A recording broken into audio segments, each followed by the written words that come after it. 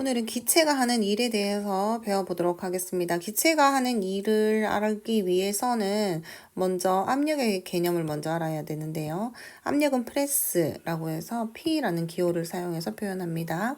압력의 뜻은 단위 면적당 작용하는 힘의 크기라고 하는데요. 예를 들면 어떤 사람이 신발을 운동화를 신었을 때, 그리고 똑같은 사람이 뾰족 구두를 신었을 때, 만약에 내가 1번인 경우, 2번인 경우 발을 밟혔다라고 한번 생각해 볼게요. 그랬을 때 어떤 경우에 훨씬 더 아프게 느껴질까요?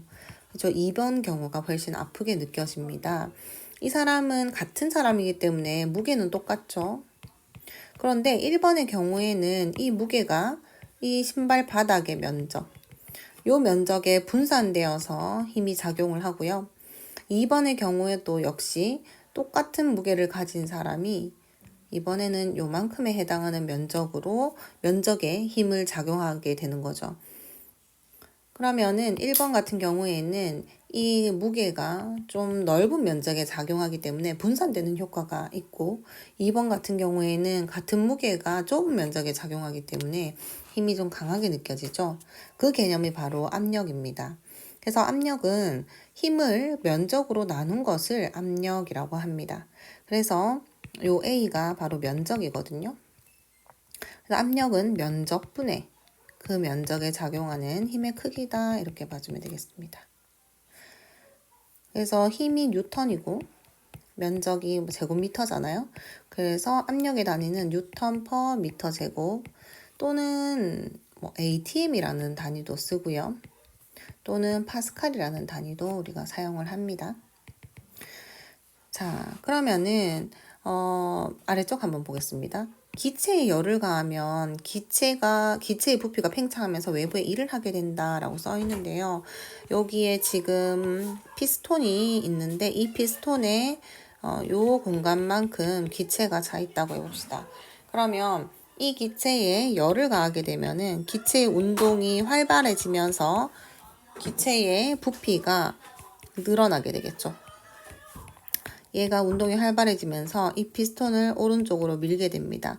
그래서 이 밀린 길이, 밀려난 거리를 델타 X라고 표현을 했습니다. 그러면서 얘를 밀어주는 일을 하게 됩니다. 그러면 우리가 이 기체가 이 피스톤을 밀면서 외부에 일을 했는데 그 일은 우리가 W는 Fs라고 했잖아요. 그죠? 자, 그러면은 기체가 외부에 한 일은 요 피스톤에 작용한 힘 F 곱하기 이동한 거리가 델타 X잖아요. 그죠? 그러면은 이렇게 쓸 수 있겠죠? F 곱하기 델타 X다. 자, 그러면은 이 기체가 이 피스톤을 얼마만큼의 힘으로 밀었느냐, 이거는 어떻게 측정할 수 있느냐 하면 앞서 얘기한 압력을 가지고 우리가 생각해 볼 수 있어요. 압력은 단위 면적당 힘이잖아요. 그럼 이걸 어떻게 쓸 수 있느냐 하면 힘은 압력 곱하기 면적이다 보면 되겠죠. 그러면 이 기체의 입자들이 충돌하면서 얘를 밀어내는 압력이 존재하겠죠. 그래서 그 압력과 이 피스톤의 단면적을 곱하면은 피스톤에 작용하는 힘을 알 수 있는 거예요. 그래서 F는 기체에 작용하는 압력의 면적을 곱하면 된다. 다시식을 정리하면 압력 곱하기 면적 곱하기 델타 X가 바로 기체가 외부에 한 일의 양이 됩니다. 그런데 여러분 여기서 잘 보면 요거 있죠, 요거는 피스톤의 단면적이고 얘는 피스톤이 이동한 거리잖아요. 그러면 이 거리에다가 얘의 단면적을 곱한 값은 결국 무엇을 의미하냐면 요 공간의 부피가 되는 거죠. 그래서 P 곱하기 델타 V다, 이렇게 할 수 있습니다. 그래서 기체가 외부에 한 일의 양은 Fs인데 이거 같은 경우에는 일은 압력 곱하기 그 기체의 이 안에 들어가 있는 압력 곱하기 피스톤이 밀려나면서 늘어난 부피 변화량을 곱하면 한 일의 양이다, 이렇게 할 수 있겠죠. 우리가 기체가 일을 한 것을 굳이 왜 이 형태로 바꿀까요? 기체 같은 경우에는 우리가 측정하는 값이 압력과 부피의 값을 쉽게 측정할 수 있기 때문이에요. 힘의 값을 측정하기는 어렵거든요. 그래서 얘의 압력과 부피 변화를 가지고 한 일의 양을 쉽게 측정할 수 있기 때문에 우리가 이렇게 변환을 해줍니다. 요거 중요합니다. 기억하세요. 자, 그 다음에 그러면은 우리가 압력과 부피 관계 그래프를 살펴보고 한 일의 양을 한번 생각해 보겠습니다. 그러면 부피에 따른 기체의 이제 압력 그래프인데요. 여기 같은 경우에는 어떤 특징이 보이느냐 하면 부피가 V1에서 V2로 증가하는 동안에 압력이 일정하죠. 그죠? 요 값으로 일정합니다. 그랬을 때 V1에서 V2로 이렇게 증가했을 경우 여러분 그래프를 볼 때는 항상 면적이나 기울기가 의미하는 바를 중요하게 보라고 했었는데 여기에서 이 사각형의 면적이 의미하는 바가 무엇일까요? 면적은 가로 곱하기 세로잖아요. 그럼 여기에서 보면 V2 빼기 V1이라고 하는 것은 부피 변화량이 되고 세로축은 P가 되니까 면적은 P 곱하기 델타 V가 되죠. 즉 이게 무엇을 의미한다? 기체가 외부의 한 일의 양을 의미합니다. 그래서 1번 그래프에서 면적이 바로 일의 양이다. 자, 그 다음에 오른쪽 그래프를 살펴보면 이거 같은 경우에는 부피가 V로 일정한 상태에서 압력이 P1에서 P2로 지금 증가한 것을 알 수 있겠죠. 이거 같은 경우에는 일의 양이 어떻게 될까요? 그렇죠. 얘는 부피 변화가 없기 때문에 한 일의 양이 없습니다. 기체가 외부의 한 일의 양은 0이다. 여기서 보면은 델타 V가 빵이 되는 거죠, 여기가. 그래서 일의 양도 0이 되는 겁니다. 그래서 요거는 면적이 없잖아요. 그렇기 때문에 일의 양이 0이다. 자, 그 다음에 요거 같은 경우에는 어떤 특징이 있느냐, 무엇이 일정하죠? 네, 온도가 일정하다고 하네요. 그러니까 이 기체 안에 들어가 있는 온도가 일정한 경우라고 생각하면 되겠습니다. 온도가 일정한 상태에서 V1에서 V2로 부피가 증가했는데 압력은 어떻게 되죠? P1에서 P2로 감소했네요. 자, 그런 형태고요. 역시 여기에서 면적이 의미하는 바가 무엇일까요?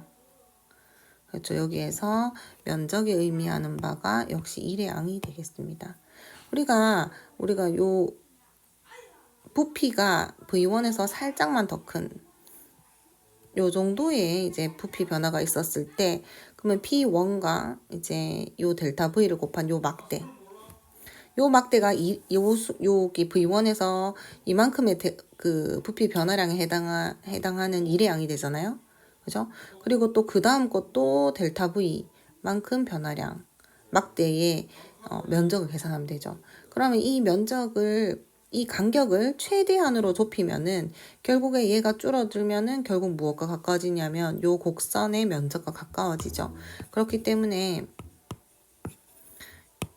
여기에서 이제 면적이 기체가 외부의 한 일의 양이다. 자, 그리고 마지막 그래프 살펴보면 이 그래프는 보면은 부피가 V1에서 V2로 증가했는데 압력은 줄어들죠. 그리고 온도도 T1에서 T2로 변했네요. 그죠? 자, 역시 이 그래프에서 이 면적이 의미하는 바가 뭘까요? 바로 일의 양이다. 그렇게 보면 되겠습니다. 자, 그럼 일의 양이 음수가 될 수 있을까요? 그때 기체의 부피는 어떻게 될까요?